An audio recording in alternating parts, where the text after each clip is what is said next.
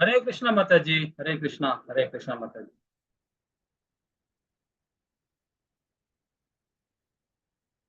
हरे कृष्णा।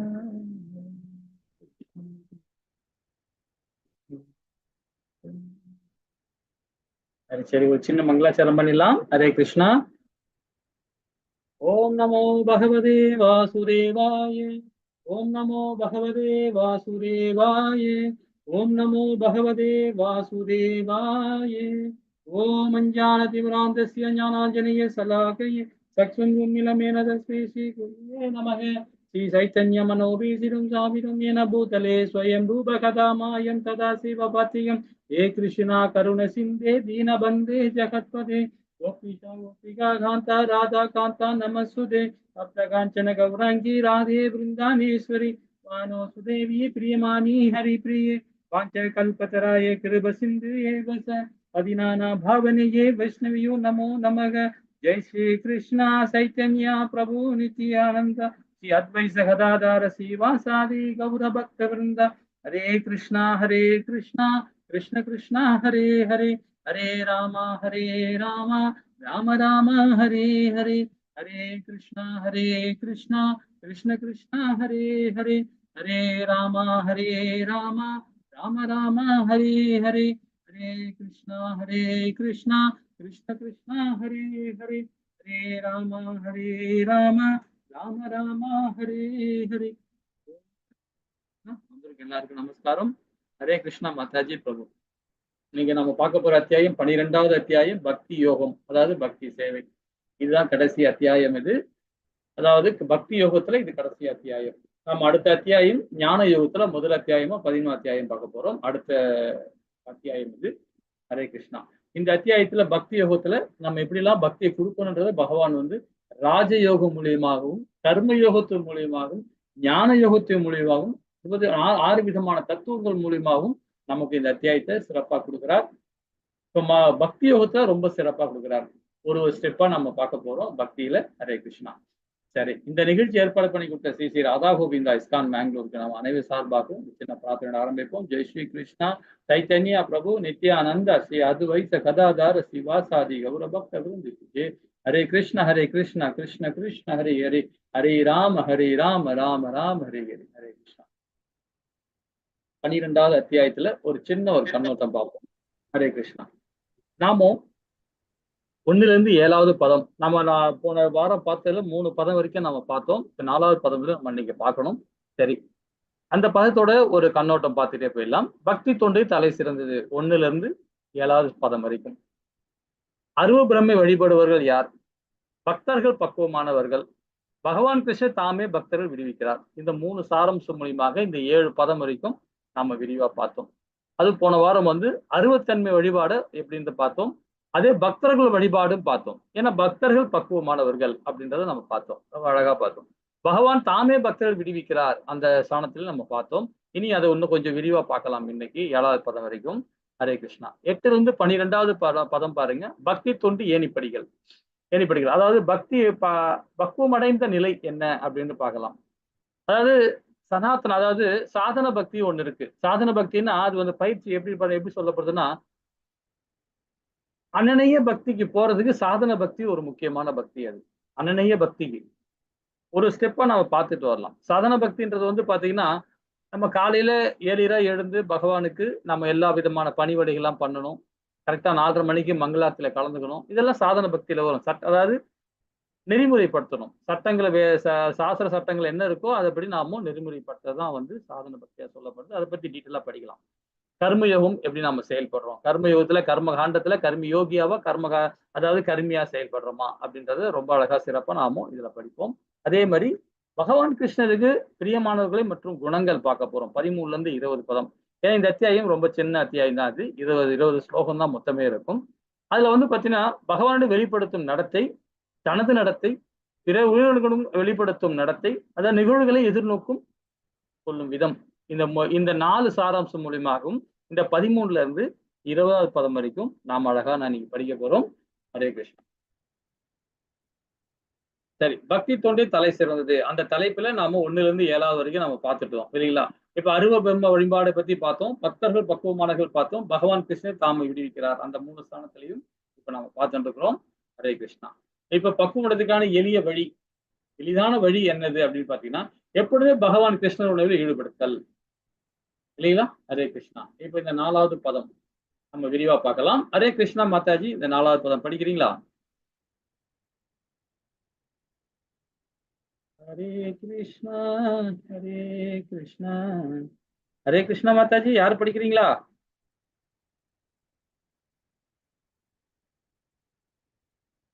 என்னக்கா சைலண்டா இருக்கீங்க? ஹரே கிருஷ்ணா, எல்லாம் மியூட்ல இருக்கீங்களா? ஹரே கிருஷ்ணா மாதாஜி. ஹரே கிருஷ்ணா பிரபுஜி, நான் படிக்கிறேன் பிரபுஜி.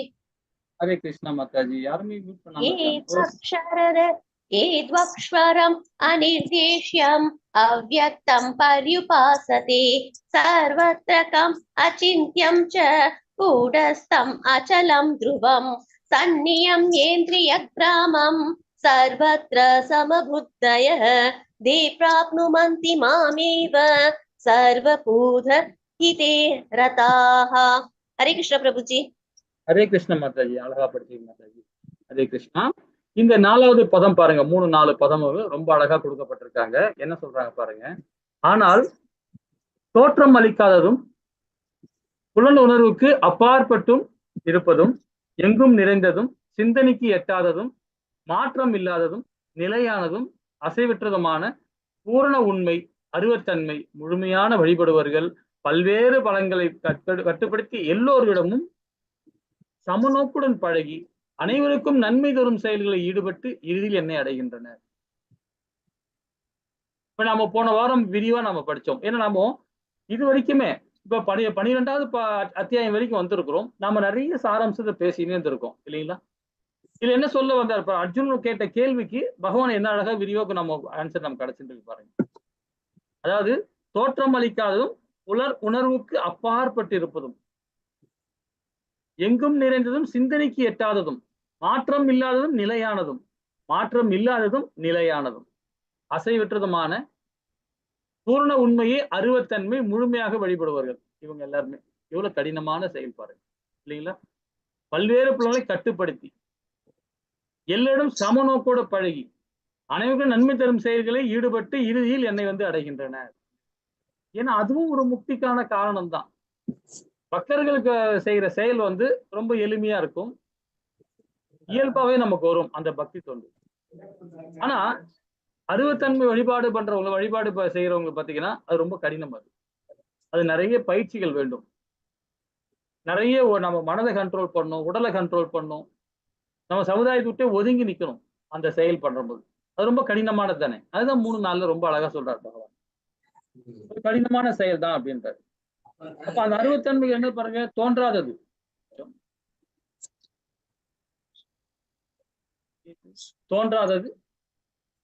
தோன்றாததுன்னு பாத்தீங்கன்னா நம்ம அவங்களுடைய விஷயங்கள், எல்லா விஷயங்களும் பாத்தீங்கன்னா அருவத்தன்மை தான். அவங்க உருவமே இல்லாத நிலையில தான் அவங்க வணங்குவாங்க.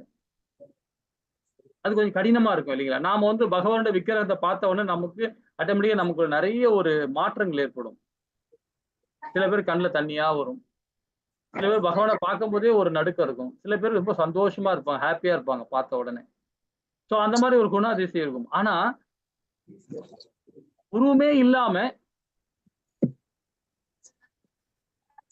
ஒரு கற்பனையிலே, அதாவது ஒரு வேதங்கள்லயும் சரி, உபநிஷங்கள்லயும் சரி, புராணங்கள்லயும் அதை படிச்சு அவங்க வேதங்கள் மூலியமா படிச்சு உள்வாங்கி அவங்களே அந்த அருவத்தன்மையை வழிபாடு பண்றாங்க. தோன்றாதது, அது புலன்களுக்கு எட்டாதது, எங்கும் நிறைந்தது, சிந்தனைக்கு அப்பாற்பட்டது, மாற்றம் இல்லாதது, நிலையானது, அசையாதது.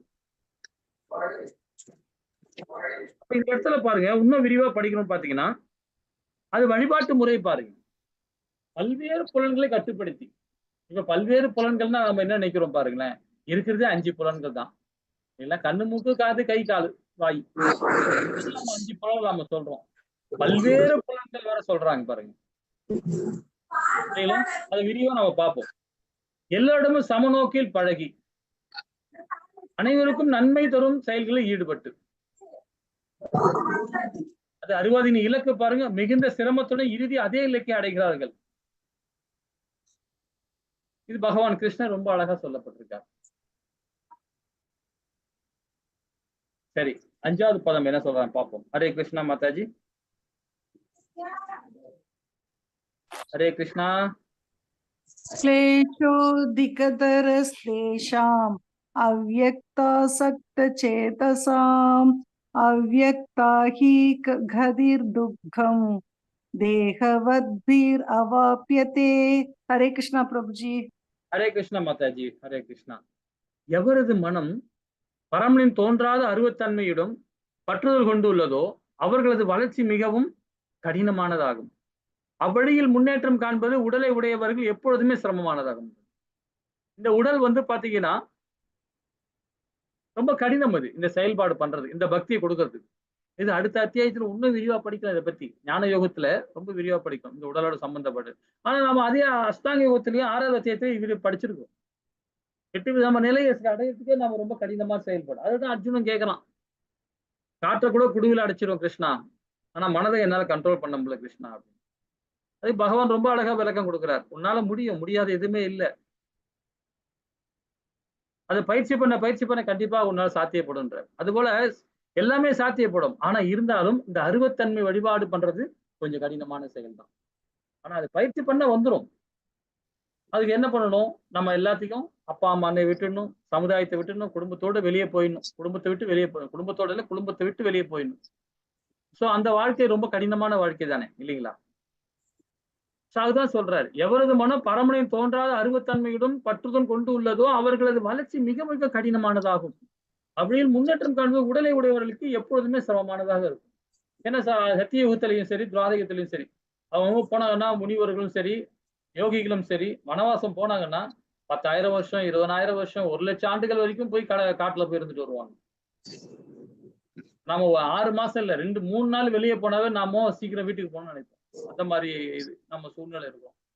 அந்த காலத்துல அந்த மாதிரி அப்படி இருந்து கூட பகவானை தரிசிக்க முடியாது அவங்களால. ஆனா அதே பக்தர்கள் ரொம்ப ஈஸியா பகவானை தரிசனம் பண்ணுவாங்க. ஏன்னா அதோடைய செயல்பாடு அப்படிப்பட்ட செயல்பாடு, எளிமையா இருக்கும், கடினமாவே இருக்காது, இல்லைங்களா? சரி, இந்த புலன்கள் பாருங்க, வாயால பேசுறது சுவைத்தல், தொடுதல், பார்த்தல், மனம், நுகருதல், கேட்டல். இந்த புலன்கள் பாருங்க, பல்வேறு வகையான புலன்கள் இருக்கு. இதெல்லாம் விரிவா படிக்கலாம். அதாவது 24 பண்புகளோட அடுத்த அத்தியாயத்துல வரும், ஞான யுகத்துல வரும், ரொம்ப விரிவா படிக்கலாம் அதை பத்தி. அந்த 24 பண்புகளோட எல்லா விதமான புலன்களையும் நாம கண்ட்ரோல் பண்ணும். கண்ட்ரோல் பண்ணிட்டோம்னு வச்சுங்களேன், அப்ப நம்ம பகவானை உணர முடியும். எப்படி உணர முடியும் பாருங்க, அன்னமய்யா கோசாலையும் பிராணமய்யா கோசாலையும் உணர முடியும். என்னங்க, எப்படிங்க சாப்பிடும் போது பகவானை உணர முடியும்? சுவாசிக்கும் போது எப்படி பகவானை உணர முடியும்? இல்லைங்களா? சரி, நீங்க ஏற்கனவே முதல் லெவல்ல நீங்க ஓரளவுக்கு படிச்சிருக்கிறீங்க, வேற ஒரு கிளாஸ்ல எல்லாம் அட்டன் பண்ணி ஓரளவுக்கு தெரிஞ்சிருக்கிறோம். அது எப்படி நம்ம உணர முடியும்? அன்னமய்யா கோசாலையும் பிராணமய்யா கோசாலையும் எப்படி உணர முடியும்? யாராவது விளக்க முடியுமா? ஹரே கிருஷ்ணா.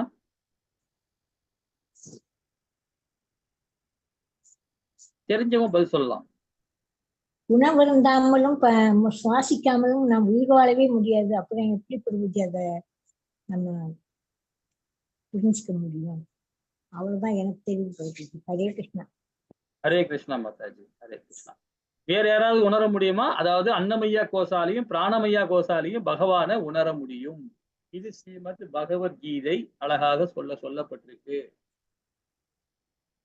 இது வரைக்கும் உணராம இருந்திருப்போம், இனி உணரும் முயற்சி பண்ணுவோம். இது இந்த அத்தியாயத்திலோட அடுத்த அத்தியாயம்.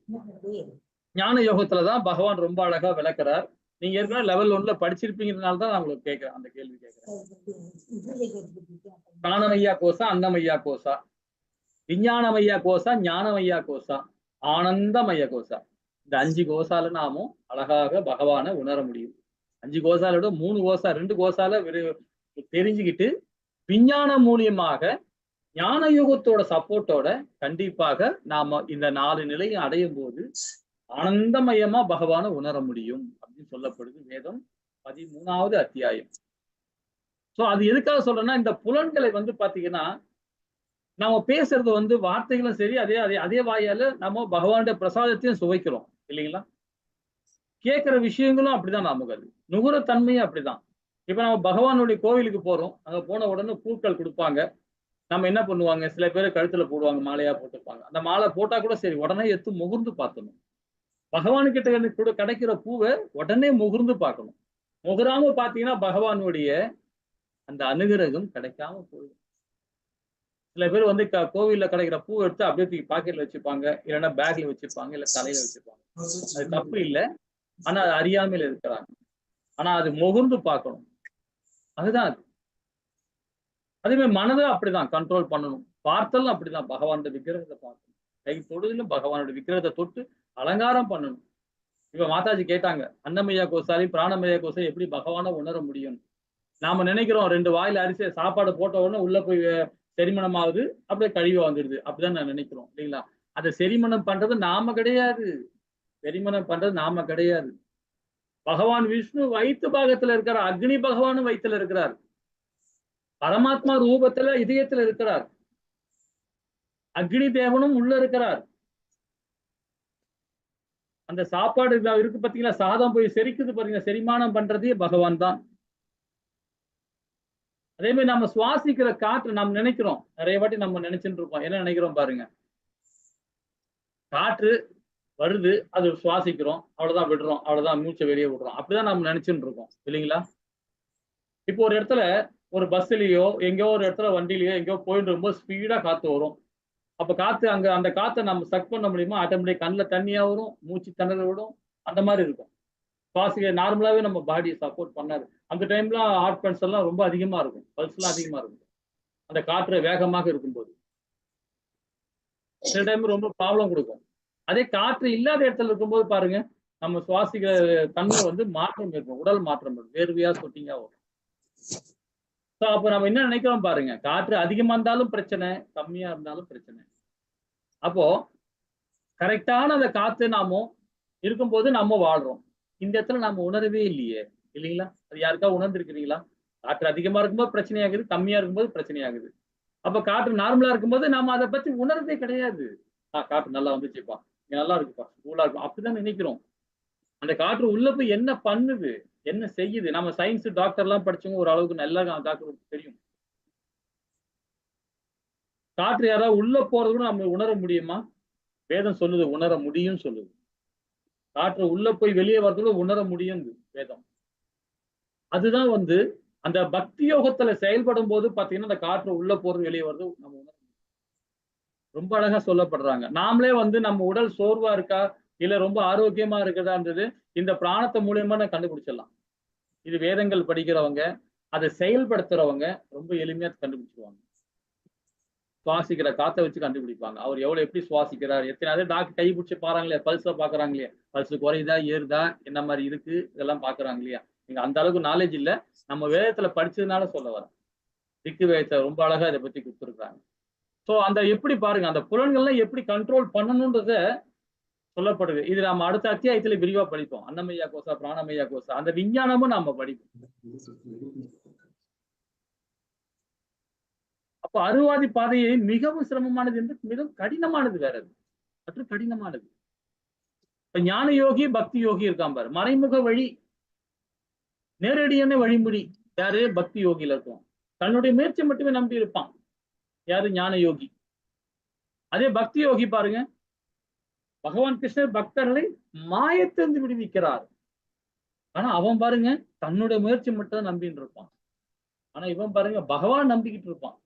பகவானே நீ இருக்கும்போது எனக்கு என்ன கவலை அப்படின்னு சொல்லிட்டு பகவான் ஹரிநாமத்தை சொல்லி நடப்பான். பற்றற்ற தன்மையா செயல்படுவான். அப்ப பகவான் பக்தர்களை மாயிலிருந்து விடுவிக்கிறார். அதே மாதிரி பக்தி கலந்திருக்க வேண்டும். பக்தியும் கலந்து, ஏன்னா அறுவாய் தன்மைகள் பாத்தீங்கன்னா சும்மா போய் காட்டுல உட்காந்துக்கிட்டு பிராணமும் சரி அன்னமும் சரி எல்லாத்தையும் கண்ட்ரோல் பண்ணி உட்காந்தா மட்டும் போதாது. அஷ்டாங்க யோகத்தை முடிச்சு முக்தி அடைஞ்சாலும் பத்தாது, முக்தி நிலை வந்தாலும் பத்தாது. ஆனா பக்தி யோகத்துல இருக்கணும், அது கலந்துதான் வரும். ஆனா இவன் பாருங்க தூய பக்தி இருக்கும், தூய பக்தி இருக்கும். யாருக்கு? பக்தி யோகத்துல இருக்கிற பக்தர்கள். சிந்தனைக்கு அப்பாற்பட்டது அறிவும் கடினம், அறிவது கடினம் அவங்களுக்கு. ஆனா இவங்க பாருங்க, நம்ம பாருங்க, பக்தி யோகத்துல இருக்கவங்க பகவான் கிருஷ்ணனுடைய இருப்பினில் எளிதில் தொடர்பு கொள்ள முடியும்னு சொல்லப்படுறாங்க. ரொம்ப அழகா உணர முடியும். பக்தி யோகத்துல இருக்கிறவங்க ஈஸியா பகவானை உணர முடியும். டெய்லி சதா நேரமும் உணர முடியும். சதா நேரமும் உணர முடியும் பகவானை. நான் சொன்னல அன்னமய்யா கோசா, பிராணமய்யா கோசா, அங்க விஞ்ஞானமய்யா கோசா, ஞானமய்யா கோசால உணர முடியும் பகவான். இதெல்லாம் அடுத்த அத்தியாயம் விரிவா படிக்கலாம் அதை பத்தி. பகவானுடைய உறவு சொந்தம் இல்லை இவங்களுடைய செயல்பாடு. யாரு? யோகி, ஞான யோகிங்க. அதே பக்தி யோகிங்க பாருங்க, பகவானோட தீவிர உறவு வச்சிருப்பாங்க. தீவிரமான உறவு இருக்கும். 5 விதமான உறவுகள் இருக்கும் பகவான் கிட்ட, இல்லைங்களா? ஹரே கிருஷ்ணா. ஆனா இன்னும் பாருங்க, இன்னும் சிறப்பா ஒண்ணு படிக்கலாம் பாருங்களேன். பிரம்மன் மற்றும் பகவானை உணர்தல் அடிப்படையில் பாருங்க, பிரம்மன்னா என்ன, பகவான்னா என்ன? இப்ப நம்ம அது ரெண்டுத்துக்கும் நம்ம தெரிஞ்சுக்கணும், இல்லைங்களா? யாருக்கா விளக்க முடியுமா? பிரம்மன்னா என்ன, பகவான்னா யாரு? ஹரே கிருஷ்ணா. ஹரே கிருஷ்ணா. பிரம்மன்னா என்ன, பகவான்னா யாரு?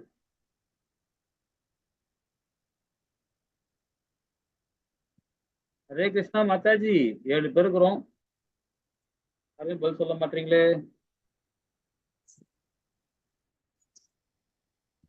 பிரபுஜி, பிரம்மன்றது வந்து 3வது நிலை பிரபுஜி. 3வது நிலை. 3வது நிலை. பகவான்றது வந்து முதல் நிலை. அந்த சூரிய ஒளி, பிரம்மன்றது ஒளி, அந்த வெளிச்சம். பகவான் சூரிய வட்டம், சூரியன். ஓகே. இப்போ நம்ம வந்து அந்த இதை பத்தி சொல்றீங்க இல்லைங்களா? கனிஷ்டக அதிகாரி, மத்தியம அதிகாரி, உத்தம அதிகாரி பத்தி சொல்றீங்க இல்லைங்களா? அந்த நிலை, பக்தர்களுடைய நிலையை சொல்றீங்க. சரி, ஓகே, அது ஓகே தான். பட் நான் என்ன கேட்டேன்னா, பிரம்மன் மற்றும் பகவான் உணர்வில் அடிப்படையில் சொல்லப்பட்டிருக்காங்க. இப்ப பிரம்மன்னா நாம என்ன சொல்லுவோம் பாத்தீங்கன்னா, நாம தான் அது. அந்த நிலையை அடையணும். பிரம்ம நிலையை நம்மளால அடைய முடியும். நாம தானா, நாம எல்லாம் ஜீவாத்மா. இந்த ஜீவாத்மால இருந்து பிரம்ம நிலையை அடையணும். நாம எல்லாருமே பிரம்ம நிலையை அடைய முடியும். பிரம்ம நிலையை அடைஞ்சாதான் பகவானுடைய லோகத்துக்கு போக முடியும். அப்போ பிரம்மனுடைய தன்மைக்கும் பகவானுடைய தன்மைக்கும் உள்ள டிஃபரெண்ட்டை நம்ம பார்க்க போறோம். டிஃபரன்ஸ் சொல்றதோட அவங்கள அடிப்படையில என்னன்னு பார்ப்போம். பிரம்மன் பாருங்க நிர்குண, அதாவது குணங்கள் அற்ற. அதே பகவானுடைய பாருங்க, பகவான் வந்து சகுன, அதாவது ரூபம், குணங்கள் முதலிய உள்ளன. எந்த ஐஸ்வர்யங்களும் உணர முடியாது யாரு? பிரம்ம நிலையில உள்ளவருக்கும். ஆனா பகவானுடைய ஐஸ்வர்யங்கள் பாருங்க, 6 ஐஸ்வர்யங்களையும் முழுமையாக உள்ளார். 6 விதமான ஐஸ்வர்யங்கள் தெரியும் இல்லைங்களா உங்களுக்கு எல்லாருக்கும்? சரி, அது பின்னாடி படிப்போம். இறுதியில் பூரண உண்மை உணராமல் போகும் அபாயம் இருக்கு பிரம்ம நிலையில. நான் சொல்லலாம், நம்ம வேதம் படிக்கிறேன், நிறைய பேர் தான தர்மம் பண்றேன், தாபம் பண்றேன், எல்லா விதமான செயல்பாடும் நான் பண்றேன், நான் எப்படி பகவான் லோகத்துக்கு போக முடியாது அப்படின்னு நினைக்கிறாங்க. ஹரே கிருஷ்ணா பிரபுஜி. அந்த 6 வித ஐஸ்வர்யங்கள் பிரபுஜி, பலம், அறிவு, அழகு, செல்வம், துறவு, புகழ், 6 சொல்லிட்டேன் பிரபுஜி. ஓகே மாதாஜி. ஹரே கிருஷ்ணா. ஹரே கிருஷ்ணா. ஹரிபோல் ஹரிபோல். இப்ப இறுதியில வந்து பூர்ண உண்மை உணராமல் போகும் அபாயம் இருக்கு அவங்களுக்கு. யாரு? பிரம்ம நிலையில இருக்கிறவங்க. பிரம்ம நிலை அடைய முடியாம சிலையை போக முடியும், சான்சஸ் இருக்கு. ஏன்னா கடைசி நேரத்துல ஹரிநாமத்தை சொல்ல முடியாம போச்சுன்னா, உணரும் தன்மை இல்லாத போச்சுன்னா அந்த பிரம்ம நிலையை அடைய முடியாது. திருப்பவும் ஜட உடல் தான் கிடைக்கும். ஏன்னா அந்த அபாயம் இருக்கு.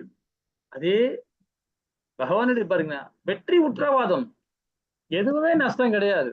பகவானை சதா நேரம் சொல்லிட்டு இருக்கான், கண்டிப்பாக நஷ்டமே கிடையாது.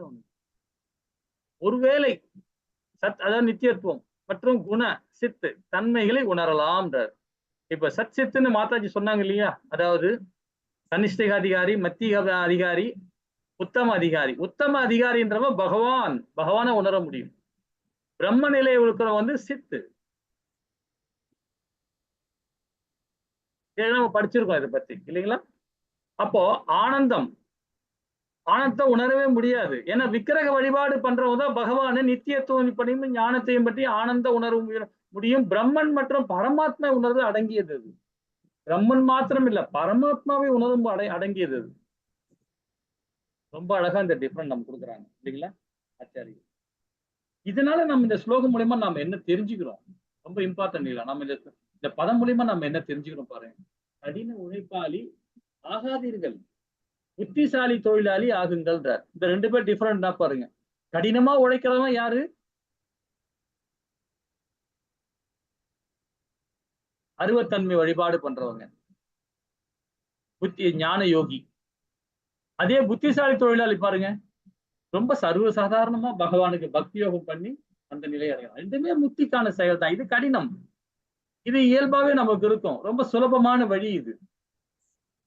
அப்ப நேரடியான மற்றும் எளிதான வழியை தேர்ந்தெடுக்கணும். நாம எந்த வழி தேர்ந்தெடுக்கணும் பாருங்க.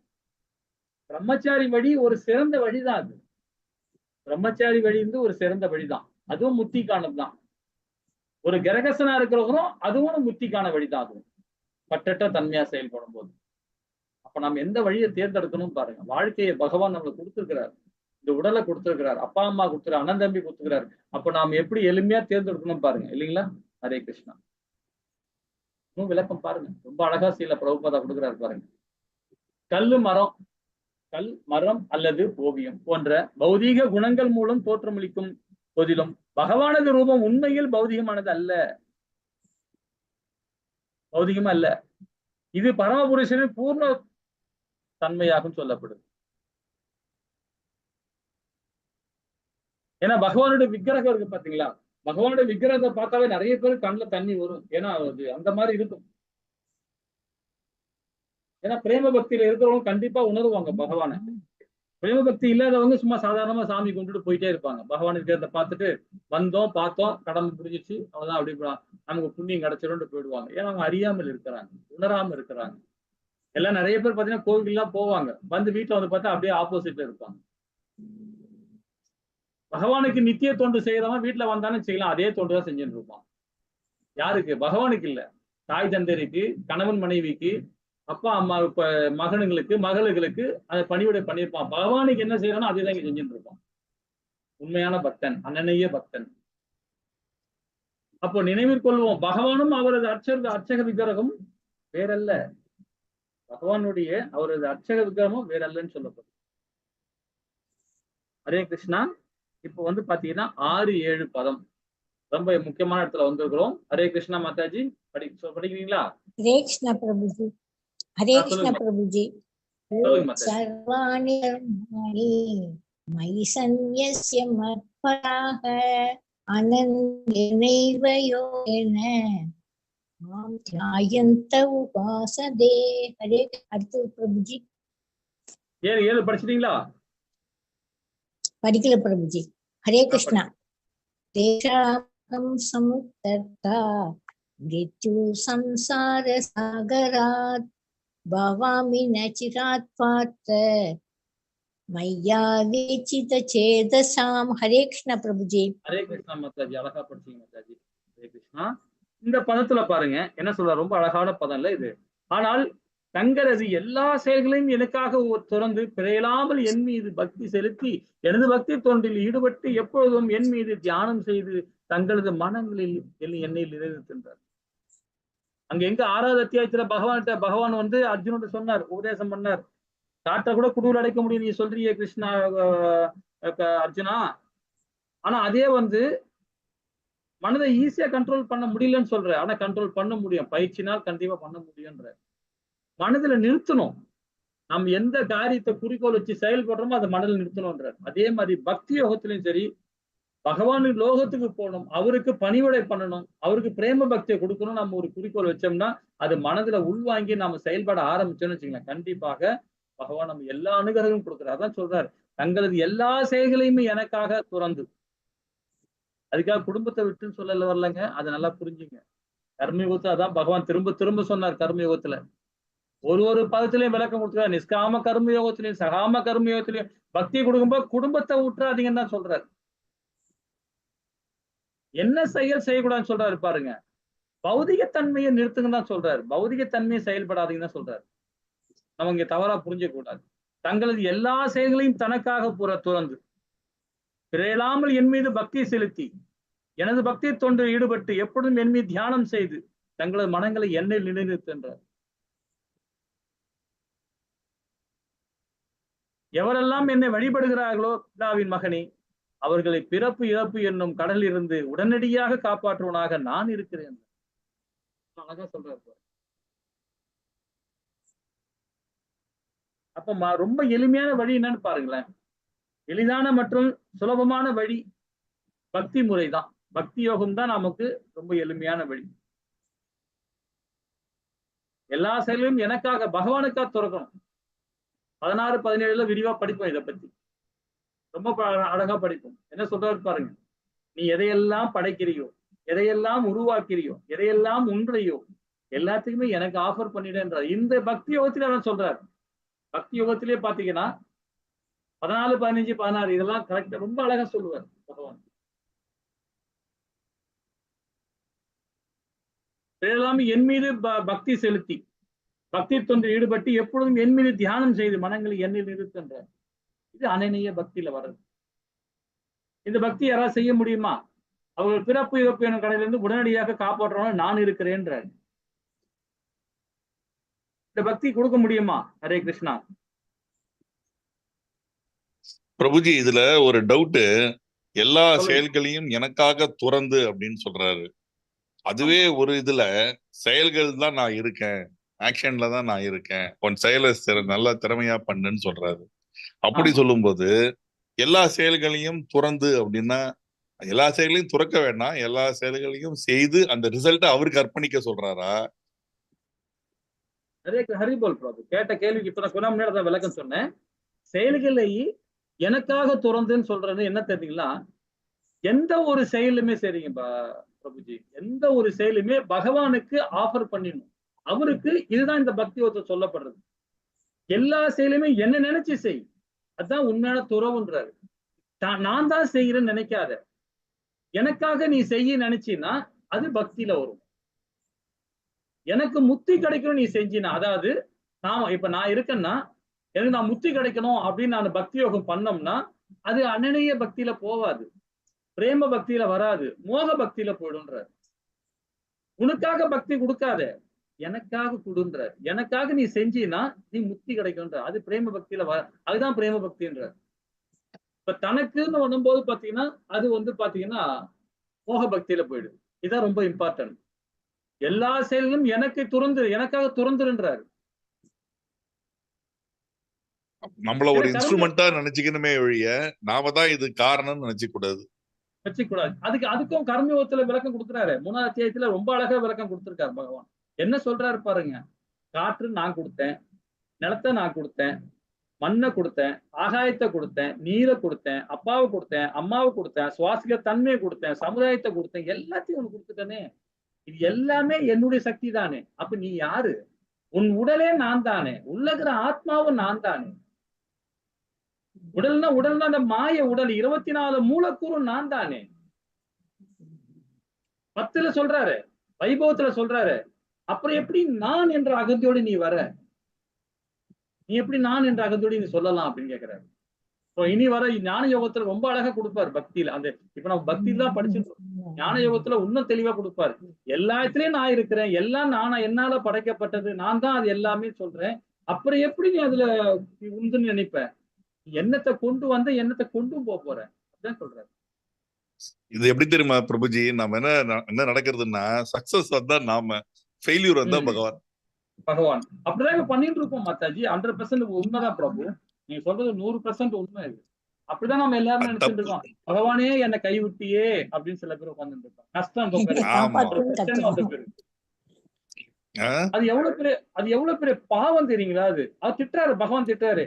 அடே, நீ பண்ண தப்புனால இந்த உடலை வேணாண்டா, நீ என் கூட வாடான்னு சொன்னா வராம நீ பாவகரமா பண்ணிட்டு இந்த உடலை கிடைச்ச பிறகு திருப்பவும் தப்பு பண்ணிட்டு என் மேல ஏன்டா படிய? நான் என்னடா பண்ண? நான் பார்த்து சிவனேன்னு ஒரு இடத்துல நின்னுக்கிறேன், உட்காந்துக்கிறேன். அவர் அப்படிதான் சொல்றாரு. அவர் ரொம்ப அழகா வேதங்களை கொடுக்குறாரு.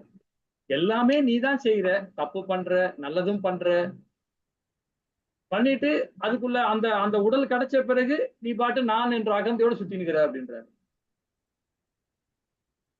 எந்த அப்ப ஒரு வந்து தப்பும் இல்ல. அதாவது பிரபுஜி இது வந்து அப்ப சக்சஸையும் ஃபெயிலியரும் ஒரே மாதிரி தான் பார்க்கணும். செயலை மட்டும்தான் பார்க்கணுமே ஒழிய அதுல ரிசல்ட்டை பார்த்துட்டு இருக்கல அர்த்தம் இல்ல. அதுல இருந்து நல்லா கத்துட்டு இருக்கோன்றத பார்த்துட்டு நல்ல செயலை பண்ணிட்டு போகணும்.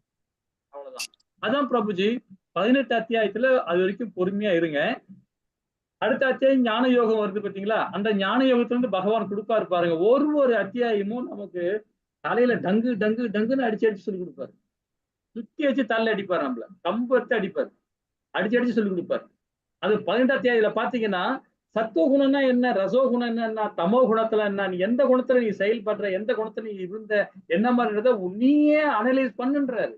18 அத்தியாயம் ரொம்ப அழகா இருக்கும். முடிவுரை கொடுப்பாரு பாருங்க, அவ்வளவு அற்புதமா இருக்கும்.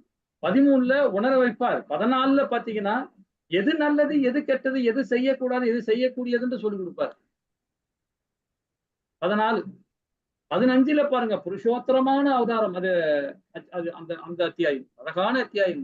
16 பாருங்க ரொம்ப அழகா இருக்கும்.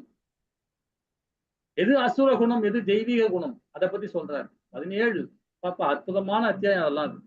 அதுலதான் நிறைய விஷயங்கள் ஒரு ஸ்லோகமா ஒரு நாளைக்கு ஒரு நாளைக்கு ஒரு ஸ்லோகம் தான் எடுக்கணும். அதெல்லாம் அவ்வளவு சாரம்சம் அதுல இருக்கும். அவ்வளவு ஜூஸ் அதுல குடிக்கலாம். நம்ம எல்லாமே பொறுமையா நின்று நிதானமா இது மாதிரி கலந்து ஆலோசனை பண்ணி நிறைய சாரம்சம் எடுக்கலாம்.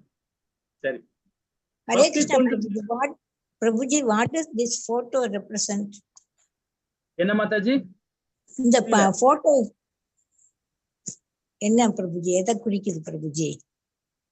போட்டோ இதுல படம் இருக்கு பிரபுஜி. பகவான் ஆமா, கிருஷ்ணர் ஆமா. தண்ணிக்குள்ள இருக்கிற ஒரு பையன் தூக்கு போடுறாரா பிரபுஜி? ஆமா மாதாஜி, அதாவது இந்த கடல் சொல்ற வந்து சம்சார கடல் மாதாஜி, சம்சார சரிங்க. கடல். சரிங்க இது பிரபுஜி, சரிங்க. துன்பகரமான கடல். இந்த கடல் நாம இருக்கிற பூமி, நம்ம எல்லாம் பூமி சொர்க்கம் நினைக்கிறோம். பூமி சொர்க்கம் கிடையாது, துன்பகரமானது. இதெல்லாம் அடுத்த அத்தியாயத்துல படிக்கலாம். அந்த கடல்ல நாம நீந்தி நிற்கிறோம், சம்சார கடல்ல நீந்தின்னு இருக்கோம். அத பகவான் வந்து பக்தி யோகன்ற ஆப் அது மூலியமா நாம பக்தியை கொடுத்து பகவான் நம்மள வந்து அந்த துன்பக்காரர் வந்து நமக்கு தூக்கத்துக்கு வராரு. இந்த 7வது ஸ்லோகத்திலும் இருக்கு பிரபுஜி. 7வது ஸ்லோகத்திலும் இருக்கு பிரபுஜி. ஹரே கிருஷ்ணா பிரபுஜி. ஹரே கிருஷ்ணா, ஹரே கிருஷ்ணா. அப்போ எப்பொழுதும் என் மீது தியானம் செய்து மனங்களை எண்ணெயில் நிறுத்துன்றார். இது அனநேய பக்தி, இது அனநேய பக்தி. இந்த கடல் சொல்ல போறது பாருங்க, பிறப்பு, இறப்பு, முதுமை, நோய், இந்த 4 விதமான செயல்பாடுல இருந்து நமக்கு முக்தி கிடைக்கான செயல் அனநேய பக்தி. அனநேய பக்திக்கு இந்த 4 விதமான செயல் ரொம்ப இம்பார்ட்டன்ட். எல்லா செயலையும் எனக்கு துறந்துன்றார், எனக்காக துறந்து விரையில்லாமல் என் மீது பக்தி செலுத்தி பக்தி தொண்டில் ஈடுபட்டு என் மீது எப்பொழுதுமே தியானம் செய்து மனங்களை என்னை நிறுத்துன்றார். அப்ப பகவான் கிருஷ்ணன் அடைவதற்கு ஒருவன் தனது மனதை அவரின் மீது முற்றிலும் நிலைநிறுத்த வேண்டும்ன்றாரு. எந்த ஒரு விஷயமே சரி, நாடிக்குதுன்னு சொல்லும் இல்லையா, நம்ம உட்காந்தா கிருஷ்ணா, எழுந்தா கோவிந்தா, போனா மாதவா, வந்தா நாராயணா, வந்தா கேசவா, இப்படிதான் பகவான். டே கிருஷ்ணா, இங்க ஓடியா ஓடியா ஓடியா, மகனை கூப்பிடலாம், மனைவியை கூப்பிடலாம், ராதே ராதே இங்க வந்து உட்காருங்க, பேசுங்க, வாங்க அப்படின்னு கூப்பிடலாம். மனைவியின் தன் கணவரை கிருஷ்ணான்னு கூப்பிடலாம், தப்பே கிடையாது.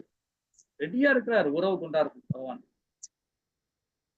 பகவான் பேரை கூப்பிட்டுக்கிட்டே இருக்கணும், ராதை பேரை கூப்பிட்டுக்கிட்டே இருக்கணும். புருஷோத்தரமான அதுதான் நமக்கு ரொம்ப இம்பார்ட்டன்ட். புருஷோத்தரமான முழுமுதல் திருப்தியை செய்வதற்கு தவிர வேறு எந்த பலனும் பக்தன் அடைய விரும்பவே இல்லை. இந்த மாதிரி பரிகிராமா இந்த மாதிரி எல்லாம் பஜனையில போய் கலந்துக்கணும். ஒரு வருஷமா பரிகிராமா பண்ணணும் கோவில்ல போய். எங்க நம்மளுடைய பிருந்தாவனத்துல, நம்மளுடைய கல்கட்டாவில போயிட்டு ரொம்ப அழகான இடம் அதெல்லாம். அந்த இடம்லாம் நம்ம பகவான் சைத்தன்ய பிறந்த இடம்லாம் ரொம்ப அற்புதமான இடம் அது. அங்கெல்லாம் பரிகிராம பண்ணணும். பூரியில போய் பரிகிராம பண்ணணும். அதே மாதிரி நம்மளுடைய மதுரால பிருந்தாவனத்துல போய் பகவானுடைய பரிணாமம் பண்ணணும். பரிகிராமம் பண்ணும்போது பாருங்க ரொம்ப அற்புதமா இருக்கும். அந்த மலையை சுற்றி வரணுமே, மலையை சுற்றி வரும்போது ராதா குண்டையும் சரி, கிருஷ்ணா குண்டமும் சரி, அந்த குளத்தெல்லாம் போய் பார்த்துட்டு அதை குளிச்சுட்டு வரும்போது பாரு, அவ்வளவு ஒரு நமக்கு ஒரு ஹாப்பினஸ் இருக்கும். 7 பிறவி எடுத்த மாதிரி இருக்கும். உண்மையிலேங்க அந்த மலையை சுத்தி வரும்போதே போதும் நமக்கு. அந்த மலையை சுத்தி வரும்போதே அவ்வளவு ஒரு, நம்ம இங்க திருவண்ணாமலை எப்படி நம்ம கிரிவலம் போறோமோ அது மாதிரி எங்க ரொம்ப அழகா இருக்கும் அதெல்லாம். இது பக்தி. அந்த பக்தியில போகும்போது ரொம்ப சிறப்பா இருக்கும். பகவான் கிருஷ்ணர் பொறுப்பெடுத்து கொள்கிறார். விரைவாக விடுவிக்க உறுதியளிக்கிறார். நாம் அவரை நம்பி தூய பக்தியில் பாதையை பின்பற்ற தொடங்குவோமா? கண்டிப்பா தொடங்கிட்டோம். நம்ம எல்லாமே தொடங்கிதான் இருக்கிறோம் இல்லைங்களா? ஹரே கிருஷ்ணா. இப்ப நாமும் 7வது பதம் வரைக்கும் ஓரளவுக்கு தான் தெரிஞ்சிருக்கிறோம். அனநேய பக்தி வரைக்கும் இப்ப தெரிஞ்சிருக்கிறோம். ஹரே இனிதான் கிருஷ்ணா பிரபுஜி, ஹரே கிருஷ்ணா பிரபுஜி. கண்ணன் சொன்னதென்ன கீதையிலே, அதை கருத்தில் சொல்வாய் உந்தன் வாழ்க்கையிலே. அவன் பெயரை சொல்லி கடமையை செய், அதன் விளைவுகள் அவனுக்கே அர்ப்பணம் செய். எவன் எதை செய்தாலும் அவன் அறிவான், அந்த எண்ணத்தின் தரங்கண்டு பலன் தருவான். ஹரே கிருஷ்ணா பிரபு. ஹரே கிருஷ்ண மாதாஜி. அழகா பண்ணீங்க மாதாஜி. இப்ப நாம இருக்கிற இடம் வந்து பாத்தீங்கன்னா பக்தி தொண்டே தலை சிறந்ததுன்றது 7வது பதம் வரைக்கும் நம்ம பார்த்தோம். இப்ப பக்தி தொண்டு ஏணி படிக்கட்டுல பாக்குறோம். ஒரு ஸ்டெப்பா லேடர்ல ஏற போறோம். ஒரு ஸ்டெப், ஃபர்ஸ்ட் ஸ்டெப் என்னன்றதை பார்ப்போமா? ரொம்ப அழகானது. இந்த 12வது பதம் வரைக்கும் ரொம்ப உன்னிப்பா பார்ப்போம். இன்னைக்கு முடிக்க முடியுமான்னு பார்க்கலாம், ட்ரை பண்ணலாம். கடினம் தான். ஏன்னா ஒரு ஸ்லோகமும் பொறுமையா நிதானமா படிக்கலாம், ஒன்றும் பிரச்சனை இல்லை. ஹரே கிருஷ்ணா. இங்க பக்தி தொண்டு ஏணி படிக்கட்டில் என்னென்னு ஃபர்ஸ்ட் பார்ப்போம். பக்தி தொண்டின் ஏணி படிக்கட்டுகள் ஃபர்ஸ்ட் 8வது பதம் என்ன சொல்றது பாருங்க. பகவான் கிருஷ்ணர் மீது மனதை நிறுத்துதல். இது உயர்ந்த நிலைன்றது. நேரடியாக பகவான் கிட்ட உறவாடுறது. பகவான் கிருஷ்ணன் நேரடியாக உறவில் வாழ்தல். இது ரொம்ப அழகான இது செயல்பாடு. நம்ம எல்லாருமே அப்படித்தானே வணங்குறோம் பகவான் கிட்ட இல்லைங்களா? மகனே, மகனாக எனக்கு பிறப்பாயாக, தந்தையாக அது நம்ம தந்தையா எடுத்துக்கிறோம், பகவான் தாயா எடுத்துக்கிறோம், மனைவியா எடுத்துக்கிறோம், கணவனா எடுத்துக்கிறோம். அந்த வாழ்முறையில நம்ம பகவான் கிட்ட சங்கம் வச்சுக்கணும். இது 8வது பதம் நம்ம உணர்த்துறார். 9வது பதத்துல பாருங்க, சாதன பக்தி. அதாவது சட்ட திட்டங்களை பின்பற்றுதல். பகவான் கிருஷ்ணரை அடைவதற்கான விருப்பத்தை வளர்த்து கொள்ளுதல். இது இந்த ஸ்லோகம் சொல்லி கொடுக்கிறார் பகவான். ரொம்ப அழகா சாதன பக்திய. 10ல பாருங்க, பகவான் கிருஷ்ணராக செயலாற்றுதல். எல்லா செயலுமே பகவானுக்காக செயல்படுறது. பக்தி தொண்டில் நிலை அடைதல். 11 பாருங்க, குறைஞ்சபட்சம் புண்ணிய செயல்கள் யாவும் செய்யவுன்றார். குறைஞ்சபட்சம் கீழ்நிலை, அதாவது தூய்மை, மன அமைதி, படிப்படியாக முன்னேற்றம். இதை பற்றி படிப்போம். 11வது பதம் வரைக்கும் ரொம்ப அழகான 12 வரைக்கும் நம்ம படிப்போம். இது ஃபர்ஸ்ட்ல வந்து அனநேய பக்தியை கொடுக்கிறார் பகவான். 8வது பதம். ஹரே கிருஷ்ணா மாதாஜி, யாராவது படிக்கிறீங்களா? ஹரே கிருஷ்ணா பிரபுஜி. ஹரே கிருஷ்ணா மாதாஜி. மய்யேவ மன ஆதஸ்வ மயி புத்திம் நிவேசயக நிவசிஷ்யசி மய்யேவ அத ஊர்த்வம் ந சம்சயக. முழுமுதற் கடவுளான என் மீது உனது மனதை நிறுத்தி உன்னுடைய முழு அறிவையும் என்னில் ஈடுபடுத்துவாயாக. இவ்வாறு நீ எப்போதும் என்னிலேயே வாழ்வாய் என்பதில் ஐயம் இல்லை. ஹரே கிருஷ்ணா பிரபுஜி. ஹரே கிருஷ்ணா மாதாஜி. இத சொல்றாரு பாருங்க, இது வந்து அனநேய பக்தியை கொடுக்கறது. இந்த ஃபர்ஸ்ட் இதுதான். இந்த ஏணி படிக்கட்டு சொல்றோம் பாத்தீங்களா, இதுதான் முதல் படி, அனநேய பக்தி. இந்த பக்தி கொடுக்கிறது ரொம்ப கடினம் தான். ஆனா செயல் ஆற்றணும். ரொம்ப அழகா சொல்லு வர்றாரு பாருங்க. ஒரு படிக்கட்டையே சொல்லு வர்றாரு.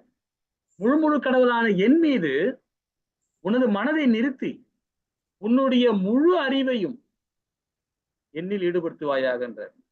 இவ்வாறாக நீ எப்பொழுதும் என்னில் வாழ்வாய் என்பது ஐயம் இல்லை என்றார். எப்படி பாருங்க, நான் இப்ப டாக்டருக்கு படிச்சிருக்கிறேன், நல்லது, சிறப்பு, அது பௌதிகம் தான். சமுதாயத்துக்காக தொண்டு செய்றியா? சமுதாயத்துக்கு தொண்டு செய்றியா? தொண்டு செய்தோம்னா கண்டிப்பா அது பகவான் மீது செய்யற செயல் தான். அதுதான் அனநேய பக்தி. ஒரு மாதாஜி இருக்கிறாங்க, ருக்மணி மாதாஜி. இந்த வயசுலயும் பாருங்க, வாரம் ஓடுவாங்க. எங்கெங்கயாவது போய் ஒரு ஸ்டால் வச்சு ஏதாவது பண்ணிட்டு இருப்பாங்க. ஏதாவது இடத்துல போய் ஏதாவது பண்ணிட்டு இருக்கிறாங்க இந்த வயசுல கூட அவங்க. ஏன்னா அது முன்னாடி பண்ணாலும் எனக்கு தெரியாது. இப்ப நான் குறைஞ்சபட்சம் ஒரு 2-3 வருஷமா அவனை வாட்ச் பண்ணிட்டு இருக்கேன். ரொம்ப அழகா பண்ணிட்டு இருக்கேன். எப்ப போன் பண்ணாலும் சனிக்கிழமை ஞாயிற்றுக்கிழமை பாத்தீங்கன்னா ஏதாவது ஒரு மயிலேந்து செய்யறேன் பிரபுஜி. ஹரே கிருஷ்ணா மாதாஜி. ஹரே கிருஷ்ணா. ஹரே கிருஷ்ணா. ரொம்ப நேரம் செஞ்சுட்டு இருக்கிறாங்க. சரிங்க, அவங்க கண்டக்டர் தான் அவங்க. சோ அந்த மாதிரி சமுதாயத்துக்கு தொண்டு செய்யணும். இதுதான் அனநேய பக்தி. அவங்க வயசு 80 வயசு கிட்ட 75 80. இப்போ மாதாஜி நிறைய மாதாஜி நம்ம இதுல இருக்காங்க. புஷ்பா மாதாஜி இருக்கிறாங்க, இவங்க இருக்கிறாங்க, பிரேமா மாதாஜி இருக்கிறாங்க, இப்போ இவங்க மகாலட்சுமி மாதாஜி இருக்கிறாங்க, எவ்வளவு மாதாஜி இருக்கிறாங்க. இப்போ ஒரு மாதாஜி உடம்பு சரியில்லாம வர முடியல நம்ம கிளாஸுக்கு. ரொம்ப நேரம் நல்லா பேசுவாங்க பிரபுஜியும் மாதாஜியும். அவங்கள உடம்பு சரியில்லாம வர முடியாம இருக்கிறாங்க. ஸோ அந்த மாதாஜிங்க எல்லாருமே ஏஜ் பீப்புள். ஆனா பாருங்க எவ்வளவு அவங்கவுங்க ஏதோ செய்யணும்ன்றது சமுதாயத்துக்காக தொண்டு செய்யணும் செய்யறாங்க. இது எல்லாமே அனநீய பக்தியில வரும். அதுதான் சொல்றாரு. அதே பகவானை நிறுத்தணும் செஞ்சோன்னு வச்சுங்களேன், இன்னும் ரொம்ப நல்லா இருக்கும். முழுமுழு கடவுளான என் மீது உனது மனதை நிறுத்தி உன்னுடைய அறிவையும், அறிவுனா என்னது? நாம படிச்சிருக்கிற படிப்பு அது. நம்ம தெரிஞ்சுக்கிற ஞானம், அந்த ஞானத்தை பகவானுக்காக நம்ம அந்த செயலை செய்யணும்.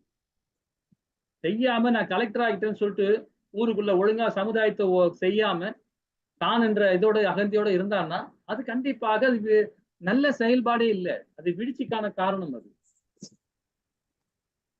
அது அனநீய பக்தியில வராது. இது மாதிரி அந்த அறிவை மக்களுக்கு தொண்டு செய்யணும். அப்ப தொண்டு செய்யும் போது அது அனநீய பக்தியில வரும். அதான் சொல்றார் பகவான். உன்னுடைய முழு அறிவையும் என்னில் ஈடுபடுத்துவாயாக என்றார். இவ்வாறு நீ எப்பொழுதும் என்னில் வாழ்வாய் என்பது ஐயமே இல்லை. இது அனநீய பக்தி. அப்போ பகவான் கிருஷ்ணரை மட்டும் நினைத்து தூய பக்தி தொண்டில் ஈடுபட்டு என் மீது மனதை நிறுத்துவாயாக என்றார். ஐயோ மாவா ரொம்ப உன்னுடைய முழு அறிவை ஈடுபடுத்துவாயாக என்றார். நீ எப்பொழுது என்னில் வாழ்வாய் என்பது ஐயமே இல்லை என்றார். சதா நேரமே பகவான் நினைச்சிட்டு நாம ஹரிநாமத்தை சொல்லிட்டு இருக்கலாம். சரி, அந்த ஒரு நிலை. இது இந்த ஒரு நிலை பாருங்க. எப்பெல்லாம் நம்ம நேரம் கிடைக்குதோ அப்பெல்லாம் உட்காந்துக்கிட்டு ஹரிபக்தியோட இருந்து ஹரிநாமத்தை சொல்லலாம். ஹரிநாமத்தை சொல்லலாம். இப்ப அவரு டாக்டர் படிச்சிருக்காங்க, வக்கீல் படிச்சிருக்காங்க, ஏதோ ஒரு பெரிய இன்ஜினியரிங் படிச்சிருக்காங்க, நல்ல உத்தியோகத்துல இருக்கிறாங்க. சரி, அவங்களால செஞ்சு முடிஞ்சு சமுதாய தொண்டு பண்றாங்க, குடும்பத்துக்கும் தொண்டு பண்றாங்க, ஏதோ ஒன்று செஞ்சுக்கிறாங்க. படிக்காதவங்க கூட அவங்கள நம்ம ஒண்ணும் சொல்ல முடியாது. ஏன்னா அவங்க பகவானோட அருளாலத்தான் இந்த உடல் கிடைச்சிருக்கு அவங்களுக்கும். அவங்களும் ஒரு ஞானி தான். அவங்களும் பகவானுடைய அம்சம் தான். பகவான் அந்த கோணத்துல தான் பாக்குறாரு. இவனும் என்னுடைய மகன் தான் பாக்குறாரு, இவனும் என்னுடைய அம்சம் தான் பாக்குறாரு. நாம தான் வேற்றுமை பார்க்கணும். அவனுக்கு என்ன ஒரு ஹரிநாமத்தை சொன்னாவே போதும். நீங்க டாக்டர் படிச்சு இன்ஜினியர் படிச்சும் தேவையில்லை. அவன் ஹரிநாமத்தை சொன்னாவே போதும். ரொம்ப அழகா சொல்றாரு இங்க அவர். அப்ப நீ எப்பொழுதுமே வாழ்வா என்பது ஐயம் இல்லை என்ற அந்த இடத்துல. இப்ப சாதன பக்தியை பாருங்க, ரொம்ப அழகா சொல்ல வர்ற சாதன பக்தியை. ஏன்னா எல்லாருக்குமே அங்க எல்லாமே பொது உடைமை தான். அங்க பகவத்கீதையில சொல்லப்படுறது பாத்தீங்கன்னா, இவன் அறிவாளி, இவன் முட்டாளு, இவன் பணக்காரன், இவன் ஏழை, இவன் படிச்சவன், இவன் படிக்காதவன், பகவானுக்கு அந்த பாகுபாடே கிடையாது. பகவானுக்கு எல்லாருமே சமநிலை தான் அவருக்கு. அதான் சமத்துவம். இவன் பிராமணன், இவன் சத்திரியன், இவன் சூத்திரன், வைஷ்யன் பார்த்தானாவே போதும். அப்போ வேதத்தை உள்வாங்கவே இல்லை அர்த்தம். அது 4 வர்ணங்களும் ஒரே மாதிரி நின்னாதான் சமுதாயம் மேன்மை அடையும். ஏற்றத்தாழ்வு இல்லாம சமுதாயத்தை ஒரு சமநிலையில பாக்குறான் பாருங்க, அவன் தான் ஞானி, அவன் தான் கர்ம யோகி. நான் பிராமணன், நான் சத்திரியன், நான் வைசியன், சூத்திரன் சொல்லி திரிஞ்சுக்கிறான் பாருங்க, நான் உண்மையா கர்ம யோகியாவே செயல்பட முடியாது, வீழ்ச்சிதான் அடைவான். இதுதான் பகவத்கீதை நம்ம சொல்லி கொடுக்குது. இப்ப சாதன பக்தி கொடுக்குறாரு பாருங்க. என்ன மாதிரி சாதன பக்தி பார்க்கலாமா? ஹரே கிருஷ்ணா மாதாஜி. 9வது பதம். ஹரே கிருஷ்ணா பிரபுஜி. அத சித்தம் சமாதாதும் ந சக்னோசி மயி ஸ்திரம் அபியாச யோகேன ததோ மாம் இச்சாத்தும் தனஞ்சய. செல்வத்தை வெல்பவனான எனது அன்பு அர்ஜுனா, உனது மனதை என் மீது பிறழாது நிலைநிறுத்த முடியாவிடில் பக்தி யோகத்தின் ஒழுக்க நெறிகளை பின்பற்றுவாயாக. என்னை அடைவதற்கான விருப்பத்தினை இதன் மூலம் விருத்தி செய்வாயாக. ஹரே கிருஷ்ணா பிரபு. ஹரே கிருஷ்ணா. இப்ப முதல்ல பக்தி என்ன சொன்னார் பாருங்க, மனதை என்னை நிலைநிறுத்து, உன் அறிவை மூலமாக என்னை பக்தி கொடுன்றாரு. அது அனநீய பக்தியில போச்சு இல்லைங்களா? முதல் நிலை பக்தி. சரி, அந்த பக்தியை உன்னால கொடுக்க முடியலையா? அது உன்னால கடினமா இருக்கா? சரி விட்டுரு, பிரச்சனை இல்லை. இந்த பக்தியை பண்ணுன்ற சாதன பக்தியை. செல்வத்தை வெல்பவனே எனது அன்பு அர்ஜுனா, உனது மனதை என் மீது பிறராது நிறுத்த முடியாவிடில், அந்த 8ஆம் நிலை அந்த 8வது ஸ்லோகத்துல சொன்ன அனநீய பக்தியை உன்னால் செய்ய முடியாவிடில் பக்தி யோகத்தின் ஒழுக்க நெறிமுறைகளை பின்பற்றுவாயாக என்ற. பக்தி யோகம்ன்றது சாதன பக்தி. பக்தியோட ஒழுக்க முறை என்ன? காலைல எழுந்துக்கணும், மங்களாரத்தியை பண்ணணும். பண்ண முடிஞ்சா வீட்டுல பண்ணலாம். இல்லைன்னா அட்லீஸ்ட் கோவிலையோ யாராவது பண்றதுலயே ஜூம் இதுல போய் ஆன்லைன்ல பார்க்கலாம். டெய்லி நம்ம கோவில்ல ஆன்லைன்ல பண்றாங்க. அதை டெய்லி பார்க்கலாம். முடிஞ்சா கோவில்ல போகலாம். இல்ல நம்ம வீட்லயே பண்ணலாம். வீட்லயே பண்றது உத்தமம். வீட்லயே பண்றது உத்தமம். அதி உத்தமம் அது. அதுதான் வேதங்கள் சொல்லுது. சந்தியாவந்தனம் பண்றவங்க எத்தனை பேர் இருக்கலாம் நம்ம தெரியல. சந்தியாவந்தனம் பண்ணி 3 வேளை சந்தியாவந்தனம் பண்றது நம்ம பிசினஸ் பண்றவங்களும் வேலை பார்க்கறது கடினம் தான். 2 வேளை பண்றதே கஷ்டம் தான் இல்லைங்களா? 3 வேளை பண்றது அதி உத்தமம் சொல்லப்படுது. அப்போ அந்த ஒழுக்க முறை, சாதன ஒழுக்க முறையை நம்ம பண்ணணும் இல்லைங்களா? அந்த பக்தி உன்னால கொடுக்க முடியல. சாதன பக்தியாவது இது அந்த பக்தி உன்னால கொடுக்க முடியல. 8வது நிலை பக்தியை இந்த சாதன பக்தியாவது கொடுன்றார். அப்போ ஒழுக்க நெறிமுறையை ஃபாலோ பண்ணுன்றார். என்னை அடைவதற்கான விருப்பத்தினை இதன் மூலம் விருத்தியா செய்வாயாகன்றார். அப்ப மனதை பகவான் மீது இதையில்லாமல் நிலைநிறுத்த முடியாவில் சாதன பக்தியை பயிற்சி செய்வார். பக்தி யோகத்தின் ஒழுக்க நெறிமுறை பின்பற்றுவாயாக. அதுல பலன் பாருங்க. பகவான் அடைவதற்கான விருப்பத்தினை விருத்தி செய்து கொள்ளுதல். இன்னும் சிறப்பா பாருங்களேன். இன்னும் விரிவா பார்க்கலாம் இதை பத்தி. பக்தி யோகத்தின் ஒழுக்க நெறிமுறைகளை பின்பற்றுவது என்பது என்ன அப்படின்றத ரொம்ப அழகா கொடுக்குறாங்க பாருங்க. புலன்களை தூய்மைப்படுத்தும் வழிமுறை. இது ஃபர்ஸ்ட் கேள்வி. என்னன்னு சொல்ல முடியுமா? புலன்களை தூய்மைப்படுத்தும் வழிமுறை. அந்த வழிமுறை என்னன்னு யாராவது சொல்ல முடியுமா? இதை படிச்சு பார்த்துட்டு சொல்லுங்க.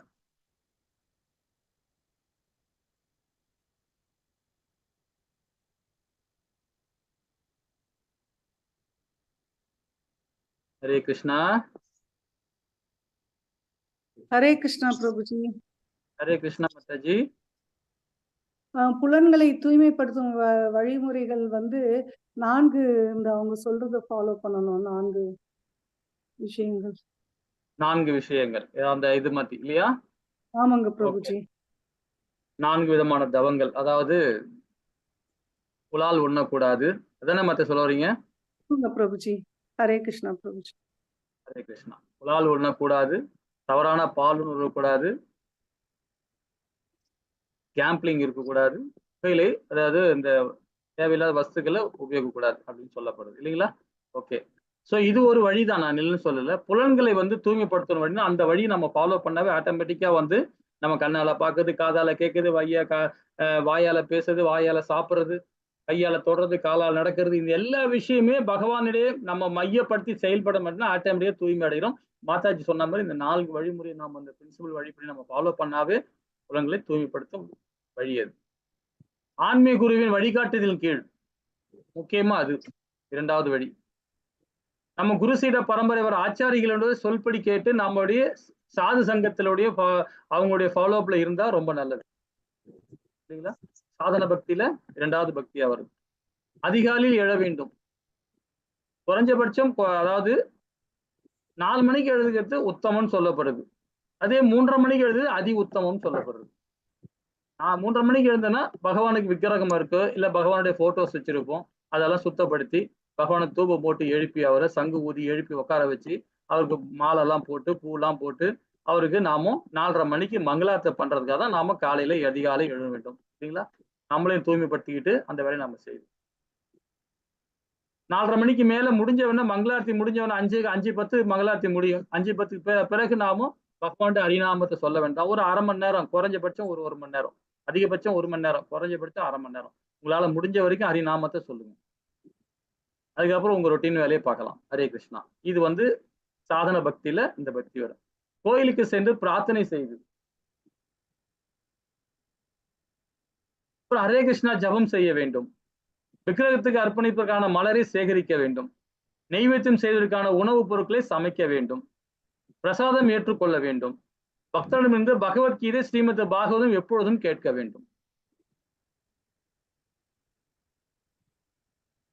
இந்த 10 விதமான செயல்பாடு நம்ம மனசுல நிலைநிறுத்த வேண்டும். ஹரே கிருஷ்ணா. இது தகுதி பாருங்களேன். யார் வேண்டாலும் செய்யலாம். இங்க சத்திரன் செய்யலாம், சூத்திரன் செய்யலாம், வைஷ்ணவன் செய்யலாம், பிராமணனும் செய்யலாம். இவன் தான் செய்யக்கூடாது, அவன் தான் செய்யக்கூடாது, எந்த விதத்திலும் சொல்லப்படல. எல்லா ஜீவராசியுமே செய்யலாம். 4 லட்சம் மனித பிறவிக்கு 4 லட்சம் மனித பிறவி யார் வேணாலும் தகுதி உள்ளவங்க. ஏன்னா எல்லாமே பகவானுடைய அம்சங்கள். நாம தான் பிரிச்சு வச்சிருக்கிறோம். அது மாதிரி தடையே கிடையாது. தகுதி எல்லாரும் செய்யலாம். அப்படிதான் வேதம் சொல்லுது. பலன் பாருங்க, நிச்சயமாக ஒருவனை இறை அன்பு நிலைக்கு மீண்டும் நிரலை கொண்டு வரும். பகவானுடைய உணர்வோடு அது கொண்டு வரும். இதுதான் வந்து சாதன பக்தியாக சொல்லப்படுது. அப்போ பக்தி யோகம் புலன்களை தூய்மைப்படுத்தும். இந்த முறையில் பகவான் கிருஷ்ணர் மீது உள்ள உறங்கி கொண்டிருக்கும் இயல்பான அன்பை புதுப்பித்துக் கொள்ள முடியும் சொல்லப்படுறார். அன்பு இல்லாதவன், சண்டால புத்தியில உள்ளவன், தமோ குணத்துல உள்ளவன் கூட சரி பகவானை உணர முடியும். கண்டிப்பா உணர முடியும். ஏன்னா அவனும் பகவானுடைய அம்சம்தான் இல்லைங்களா? ஹரே கிருஷ்ணா. சரி, இப்ப பக்தி துணை சட்டத்திட்டங்களை பின்பற்றுதல் பாருங்க. இப்ப நம்ம படிச்சோமே, ரொம்ப அழகா கொடுத்திருக்காங்க இல்லைங்களா? அனைவரும் பயிற்சி செய்யலாம். இது உத்தரவாதம் கொடுக்கிறார் பகவான். அப்ப நாம என்ன மாதிரி பகவான் சைத்தன்யம் என்ன சொல்றாரு பாருங்க. சைத்தன்ய சரிதாமிரத்துல வந்து பாத்தீங்கன்னா ஆதிலீலால 17.22 என்ன சொல்றாரு பாருங்க. இந்த கலிகாலத்தில் பகவானின் திருநாமமே ஹரே கிருஷ்ணா ஹரே கிருஷ்ணா, மகாமந்திரமே பகவானின் கிருஷ்ணர் அவதாரம் சொல்லப்படுது. ஏன்னா பகவான் அந்த நாமத்துல வாசம் செய்யறார் சொல்லப்படுது. அவர் அவதாரம் தான் அது. இந்த திருநாமங்களை, அதாவது இந்த திருநாமங்களை உச்சரிப்பதனாலே ஒருவன் பகவானுடைய நேரடி உறவு கொள்கிறான். அவ்வாறு செய்பவன் எவனுமே நிச்சயமாக விடுதலை பெறுகிறான். அந்த இது வந்து அனநிய பக்தியில இது ஒரு பக்தி. நம்ம நவவித பக்தியில படிச்சோம் இல்லைங்களா? இது பகவான், அதாவது சைத்தன்ய சரிதாமிரத்துல சொல்லப்பட்டிருக்கேன் ஆதிலீலால. ஹரே கிருஷ்ணா ஹரே கிருஷ்ணா கிருஷ்ணா கிருஷ்ணா ஹரி ஹரி, ஹரி ராம ராம ராம ஹரி ஹரி அப்படின்னு சொல்ல. சரி, இப்ப நாம ஒரு சின்ன சங்கல்பம் எடுத்துக்கோம். என்ன மாதிரி சங்கல்பம் பாருங்க. எல்லாருமே சொல்லணும். இப்ப நம்ம எத்தனை பேர் இருக்குன்னு நமக்கு தெரியல. ஒரு நிமிஷம், 9 பேர் நாம இருக்கிறோம். எல்லாரும் ஒரு சங்கல்பம் எடுத்துப்போம். ஹரே கிருஷ்ணா. உங்களால முடிஞ்ச வரைக்கும் ஒரு ரவுண்டு செய்ய முயற்சி பண்ணுங்க. நிறைய பேர் பண்ணிட்டு இருப்பீங்க, முயற்சி பண்ணுங்க. இப்ப நம்ம கேட்கிற கேள்விக்கு ஒரு 5 விதமான கேள்வி. அந்த 5 விதமான கேள்விக்கு என்ன பதில் வருதுன்னு பார்ப்போமா எல்லார்கிட்ட இருந்து? ஹரே கிருஷ்ணா. இது நமக்கு வாழ்க்கைக்கு ரொம்ப சிறப்பான கேள்வி இது. இப்போ இவ்வளவு நேரம் சொன்னது இந்த டைம் வரைக்கும், அதாவது சாதன பக்தி வரைக்கும், அனநிய பக்தி, சாதன பக்தி, அதே மாதிரி இந்த ஒழுக்க முறை, சாதன பக்தியோட ஒழுக்க முறை, இதை என்னால பின்பற்ற முடியும். அந்த 10 விதமான செயல்பாடு என்னால் பின்பற்ற முடியும், என்னால உணர முடியும், என்னால அது முயற்சி பண்ணி பார்க்கிறேன் அப்படின்றத ஒரு 5 விதமான கொஸ்டின் கேட்கறாங்க. இந்த வழி எளிமையானதா? ஆம் அப்படின்னு சொல்றவங்க ஆம்னு போட்டுங்க, இல்லைன்னா இல்லைன்னு போட்டுங்க, தப்பு இல்லை. நடைமுறைக்கு ஒத்து வருமா இந்த 10 விதமான செயல்பாடு? ஆம்னா ஆம், இல்லைன்னா இல்லை. நீங்களே மனசுல வச்சுங்க. இதில் எனக்கு நம்பிக்கை ஏற்படுகிறதா? அதாவது இதில் எனக்கு நம்பிக்கை ஏற்படுகிறதா? இப்ப நம்ம சொன்ன அந்த 10 சாராம்சம் எது? இந்த ஒழுக்க நெறிமுறை. இத வந்து எனக்கு வந்து ஏற்கப்படுகிறதா அப்படின்னா ஆம்னா ஆம், இல்லைன்னா இல்லைன்னு போட்டுங்க. நான் நேர்மறையாக உணர்கிறேன், இந்த 10 செயல்பாடும் இதுக்கு நேர்மறையாக நான் உணர்கிறேன் அப்படின்னு ஆம் போட்டுங்க, இல்லைன்னா இல்லை. இதனை முயற்சி செய்ய நான் தீவிரமாக உள்ளேன் அப்படின்னா நீங்க ஆம் போட்டுங்க, இல்லைன்னா இல்லைன்னு போட்டுங்க. நீங்களே இதை வந்து நான் வந்து நீங்க என்ன நினைச்சீங்க நான் கேட்கல, எத்தனை மார்க்குன்னு நான் கேட்கல, நீங்களே மனசுல வச்சுக்கிட்டு இது வரைக்கும் நான் இந்த செயல்பாடு எல்லாம் இதுக்கு முன்னாடி நான் படிச்சிருக்கிறேன், இதுக்கு முன்னாடி நான் இது வரைக்கும் படிச்சிருக்கிறேன், ஆனா இது வரைக்கும் செயல்படல. இப்ப நான் தெரிஞ்சுக்கிட்டேன், நான் கண்டிப்பா செயல்படுறேன் அப்படின்னு உங்களால முடிஞ்சா நீங்க நான் வந்து வற்புறுத்தல யாருமே, சங்கல்பம் மட்டும் எடுத்து என்ன சொல்றாரு பாருங்க. 3 அல்லது அதற்கு மேல் ஆம் இருந்தால் சப்தமாக உச்சரிக்கும் ஹரே கிருஷ்ணா ஹரே கிருஷ்ணா கிருஷ்ணா ஹரே ராம ராம ராம ஹரி ஹரி பக்தி யோகத்தை இப்பவே நாம துவங்கி விட்டோம். எல்லாரும் சொல்லிருக்கலாமே ஹரே கிருஷ்ணா மகாமந்திரம்.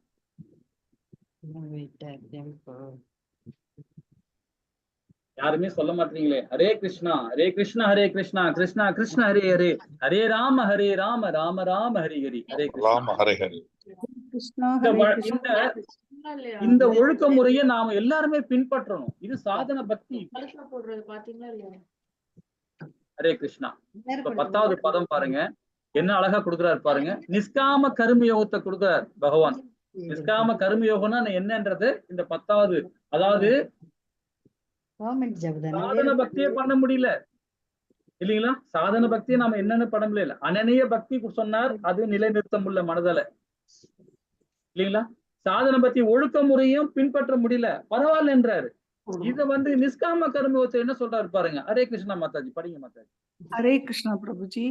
अभ्यासेभ्य समर्थोऽसि मत्कर्म परमो भव मदर्थम् अकर्मा ஏதாவது ஒண்ணு செஞ்சு தருவா, தோசை சுட்டு தருவா.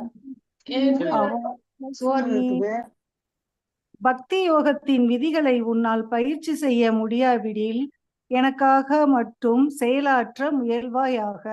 ஏனெனில் எனக்காக செயல்படுவதன் மூலம் நீ பக்குவ நிலைக்கு வந்தடைவாய். ஹரே கிருஷ்ணா பிரபுஜி. ஹரிபோல் ஹரிபோல். ஹரே கிருஷ்ணா மாதாஜி. இந்த 10வது பாருங்க. முதல்ல அனநிய பக்தி என்னால கொடுக்க முடியல கிருஷ்ணா அப்படின்ற நினைச்சேன்னா பரவாயில்ல.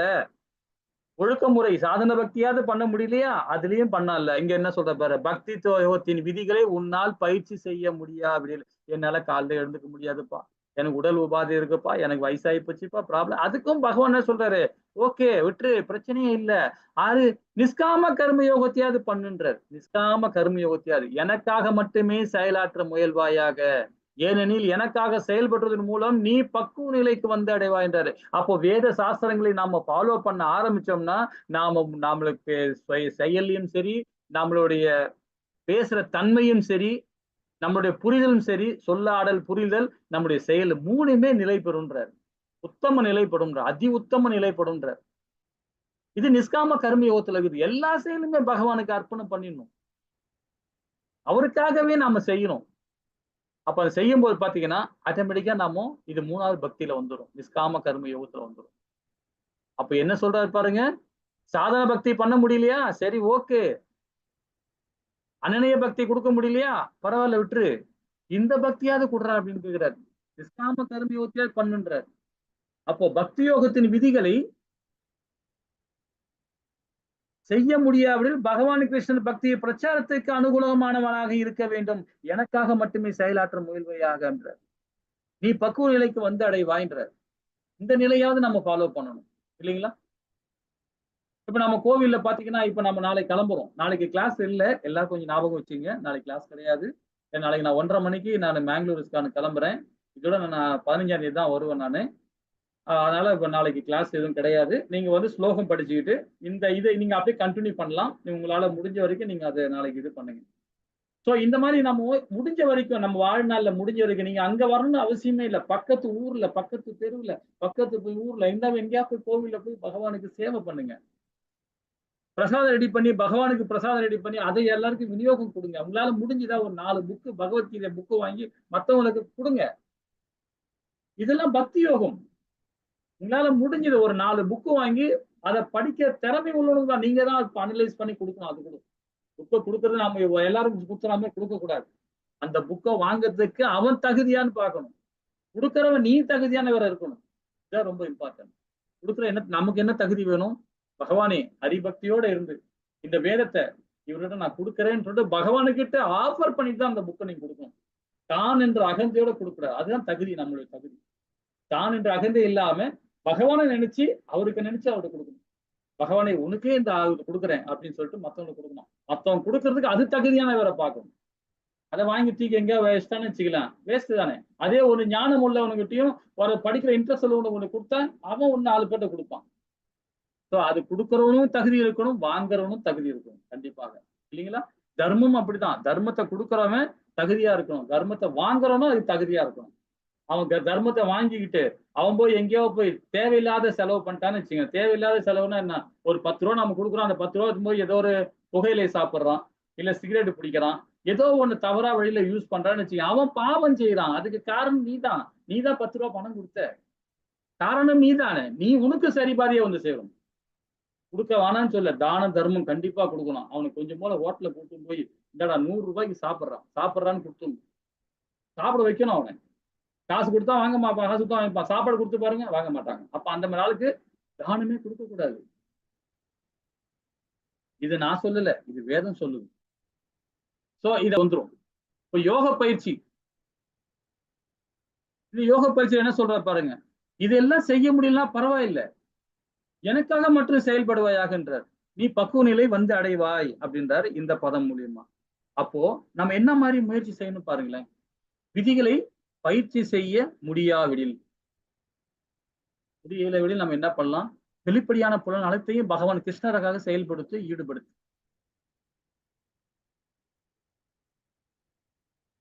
கிருஷ்ணருக்காக செயல்படு. நீ பக்குவ நிலை வந்து அடைவாய்ன்றார். பேங்க்ல பணம் போறதாலும் சரி, சேமித்து வைக்கிறதாலும் சரி, பகவானுக்கு மற்றவனுக்கு சமுதாயத்துக்கு தொண்டு செய்யற மாதிரி இருக்கும். ஒரு ஆபீஸ்ல வேலை பார்க்கணும் சரி, உன்னுடைய கடமை என்ன? ஆபீஸ்ல வேலை பார்க்கறியா? உன்னுடைய கடமை அது செய்யணும். அதுல ஒரு பங்கு உன்னுடைய குடும்பத்துக்கு, ஒரு பங்கு உன்னுடைய உனக்கு, ஒரு பங்கு சமுதாயத்துக்கு கொடுக்கணும். நலிந்தவர்களுக்கு கொடுக்கணும், தான தர்மம் கொடுக்கணும். அதுதான் பகவானுடைய சேவைன்னு சொல்லப்படுறாரு. தானம் கொடுக்கணும், தானம் கொடுக்காம இருக்கக்கூடாது. ஆனா பகவானோட உணர்வோட கொடுக்கணும்ன்றாரு. நிர்காமா மாதிரி கொடுக்க கூடாது. நிர்காமான்ற ஒரு மன்னர் இல்லையா, படிச்சோம் இல்லையா கர்ம யோகத்துல, அந்த மாதிரி தன்மையில கொடுக்க கூடாது. ஹரே கிருஷ்ணா. இது 9வது பதத்துல 23வது ஸ்லோகத்தை 27வது ஸ்லோகத்தை சொல்லப்பட்டிருக்காங்க. ஹரே கிருஷ்ணா மாதாஜி, இந்த பதம் படிங்க மாதாஜி.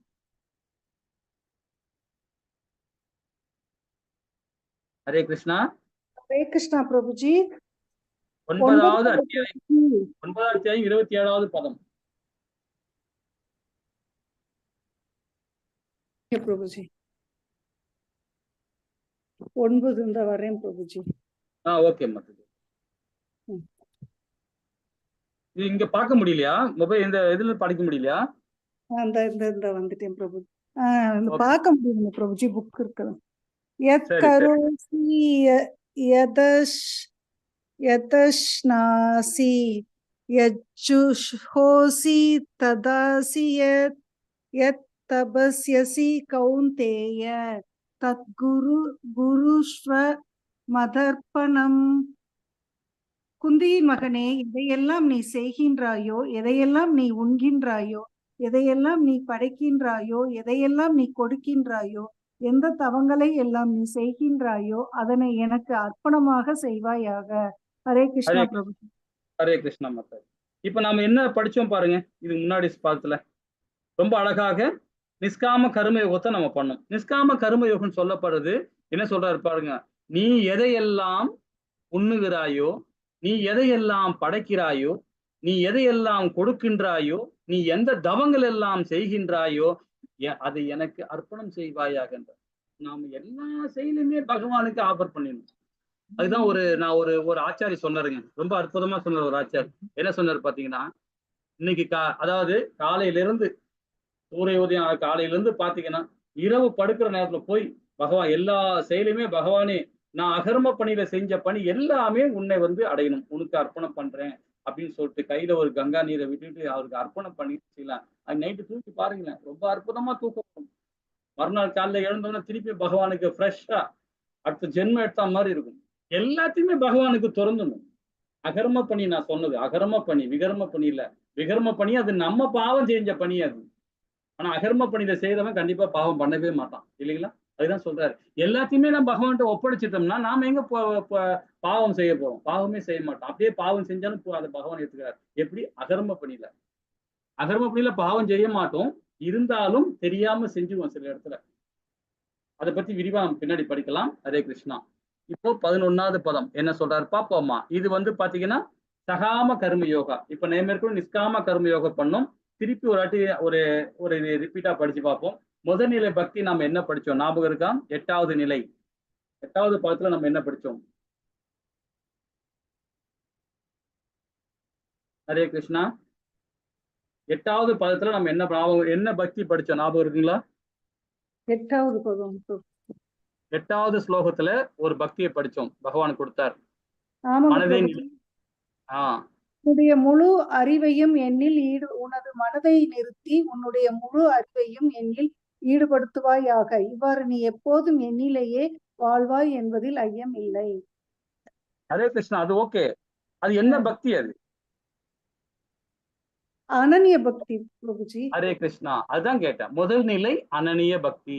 இரண்டாவது நிலை, இரண்டாவது பக்தி 9வது பதம் உனது மனதை என் மீது பிறளாது நிலைநிறுத்த முடியாவிடில் பக்தி தொண்டின் ஒழுக்க நெறிகளை பின்பற்றுவாயாக.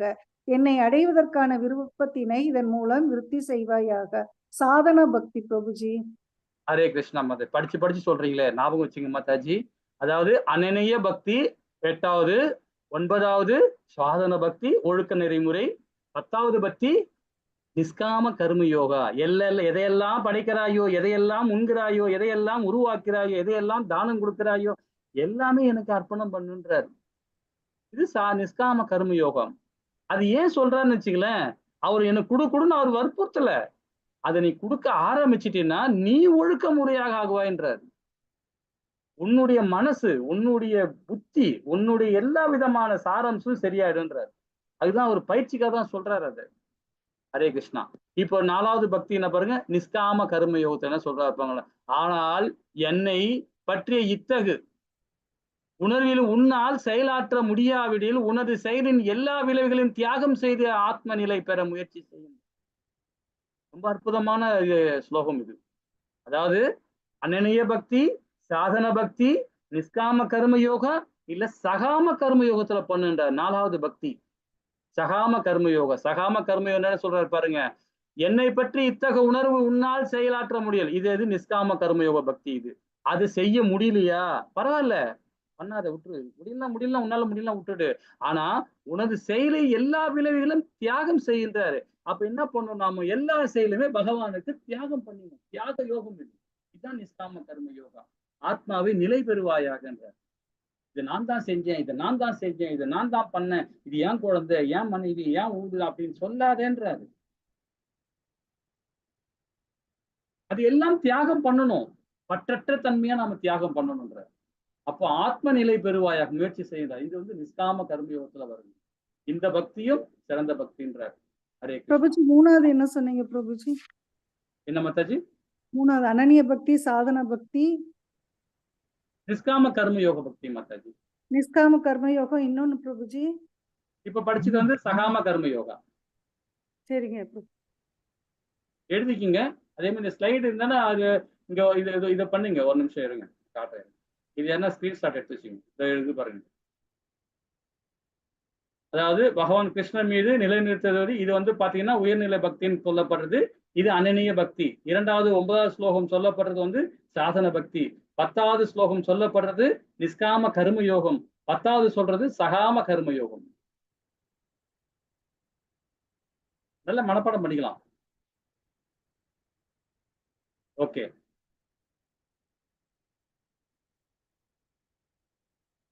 இப்ப இந்த இடத்துல பாருங்க, நமக்கு ஒரு குழந்தை பிறக்குது, இல்ல குழந்தைக்கு பேர் வச்சிருக்கிறோம், இல்ல நமக்கு ஏதோ ஒரு வித்தியாசமான ஏதோ நமக்கு கல்யாண நாள் வருது, பிறந்த நாள் வருது, ஏதோ ஒரு நல்ல நாள் வருது இல்லைங்களா? அந்த நல்ல நாளுக்கு எல்லாரையும் கூப்பிட்டு வச்சு தான தர்மம் கொடுங்க. கொடுப்பீங்க. நிறைய பேர் கொடுத்துதான் இருக்கிறீங்க, இல்லைன்னு சொல்ல முடியாது, கொடுத்துதான் இருப்பீங்க. நிறைய பேர் புக்கு கொடுப்பீங்க, நிறைய பேர் கோவிலுக்கு டொனேஷன் கொடுப்பீங்க, இல்லாதவங்களுக்கு ஏதாவது செலவு கொடுப்பீங்க, வீட்டுல வேலை செய்யறவங்களை கூப்பிட்டு வச்சு இந்த போனஸ் வச்சுக்கோ, ஒரு 1000 ரூபாய் வச்சுக்கோ அப்படின்னு கொடுத்து தப்பே இல்லையா?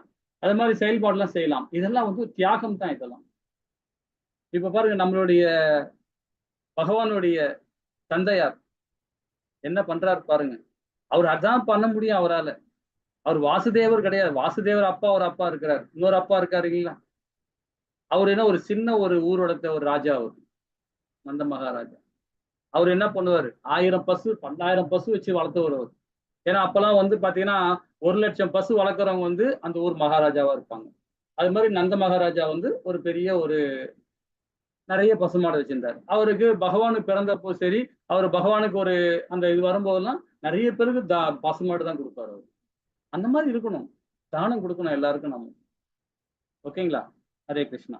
இப்ப என்ன சொல்றாரு பாருங்க, உன்னால் பயிற்சி செய்ய முடியாவிடில் 10ல சொல்றாரு, உனது செயலில் எல்லா விளைவுகளையும் தியாகம் செய்து ஆத்ம நிலை பெறுவது செய்வதாக. இது பாத்தீங்கன்னா சர்வகர்ம பலா தியாகம். இது நிஷ்காம கர்மம். நம்மளால முடிஞ்சவருக்கு யாருக்காவது அன்னதானம் கொடுங்க.